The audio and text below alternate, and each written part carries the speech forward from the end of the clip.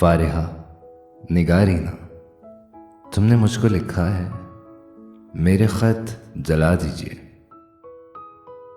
मुझको फिक्र रहती है आप इन्हें गंवा दीजिए। आपका कोई साथी देख ले तो क्या होगा।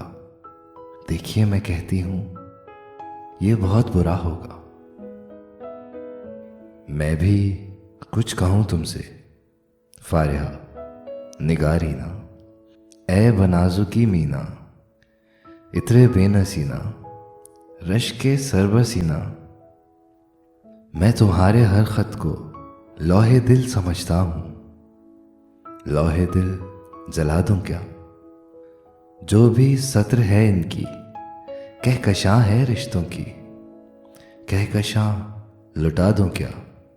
है स्वादे बीनाई इनका जो भी नुक्ता है, मैं उसे गंवा दूं क्या? जो भी हर्फ है इनका नक्शे जां है जानाना, नक्शे जां मिटा दूं क्या? लौहे दिल जला दूं क्या? कहकशां लुटा दूं क्या?